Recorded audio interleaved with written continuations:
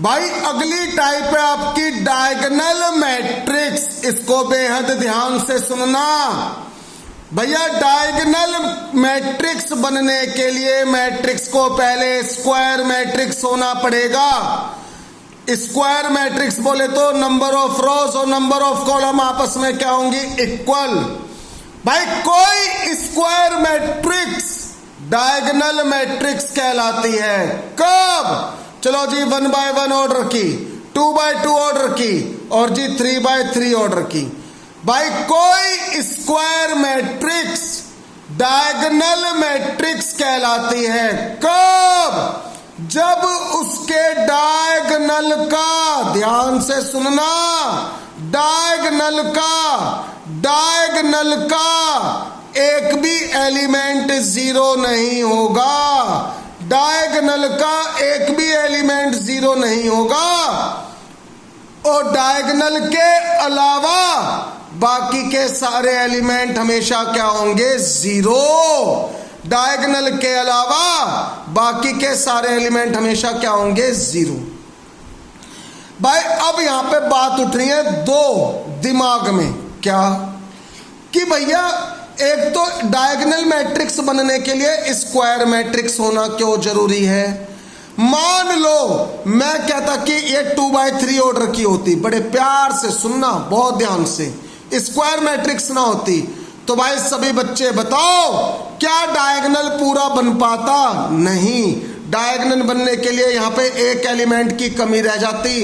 वो एक एलिमेंट जब आता जब एक और क्या होती? रो। तब इसका ऑर्डर 2 by 3 नहीं 3 by 3 का हो जाता।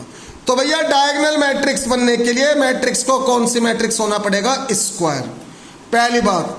दूसरी बात, भैया बच्चों के दिमाग में क्या सवाल आ रहे हैं? भैया डायगोनल इन्हीं को क्यों कह रहे हैं, डायगोनल इसको क्यों नहीं कह रहे?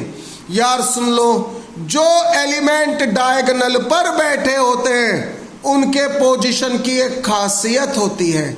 यार इसकी पोजीशन क्या है? A11, इसकी पोजीशन A22, इसकी पोजीशन A33। यानी ये वाला एलिमेंट बैठा है फर्स्ट रो फर्स्ट कॉलम पर, ये बैठा है सेकंड रो सेकंड कॉलम पर, ये बैठा है थर्ड रो थर्ड कॉलम पर। और यदि मैं ऐसे देखूंगा तो भैया इसकी पोजीशन है A13 और इसकी पोजीशन है A31। तो ध्यान रखना जो एलिमेंट डायगोनल पर बैठे होते हैं उनकी पोजीशन की क्या खासियत होती है? उनके लिए रो और कॉलम की वैल्यू आपस में क्या होती है? सेम। भाई डायगोनल मैट्रिक्स को शॉर्ट फॉर्म में लिखने का तरीका, अब इसी 3 by 3 मैट्रिक्स को मैंने शॉर्ट फॉर्म में लिखा। Matrix A equals to diagonal का इनिशियल लिखो और स्क्वायर ब्रैकेट में डायगोनल वाले एलिमेंट लिख दो कोमा लगाकर, 8, -9, 1। यदि मैं इसको एक्सपेंडेड फॉर्म में लिखूंगा तो डायगोनल पे आएगा 8 -9 और 1 और बाकी के सारे एलिमेंट क्या आएंगे आपके? जीरो। चलिए भाई अगली मैट्रिक्स कौन सी है? Scalar matrix. यार स्केलर मैट्रिक्स होने के लिए भी मैट्रिक्स को कौन सी मैट्रिक्स होना पड़ेगा? स्क्वायर। कोई स्क्वायर मैट्रिक्स स्केलर मैट्रिक्स कहलाती है कब? जब उसके डायगोनल का एक भी एलिमेंट जीरो नहीं होगा। डायगोनल के अलावा बाकी के सारे एलिमेंट हमेशा क्या होंगे? जीरो। और एक बात और ऐड कर लो, डायगोनल का प्रत्येक एलिमेंट हमेशा आपस में क्या भी होगा? सेम। -9, 8, कुछ भी, मगर क्या होगा? Same, other than zero. भाई यहां पे एक बात उठी क्या कि क्या हर डायगोनल मैट्रिक्स जरूरी है स्केलर मैट्रिक्स हो? नहीं, लेकिन हर स्केलर मैट्रिक्स कैसी मैट्रिक्स होगी? डायगोनल। भाई स्केलर मैट्रिक्स को डेफिनेशन बताते समय रास्ते में डायगोनल मैट्रिक्स की डेफिनेशन भी क्या हो गई थी? कवर। चलिए भाई अब बढ़ते हैं आगे। भैया अगली टाइप क्या है? आइडेंटिटी और यूनिट मैट्रिक्स। यार आइडेंटिटी या यूनिट मैट्रिक्स बनने के लिए भी मैट्रिक्स को पहले कौन सी मैट्रिक्स होना पड़ेगा? स्क्वायर। यार कोई स्क्वायर मैट्रिक्स आइडेंटिटी मैट्रिक्स या यूनिट मैट्रिक्स कहलाती है कब? डेफिनेशन ध्यान से सुनना भैया, जब उसके डायगोनल का एक भी एलिमेंट जीरो नहीं होगा। डायगोनल के अलावा बाकी के सारे एलिमेंट जीरो होंगे।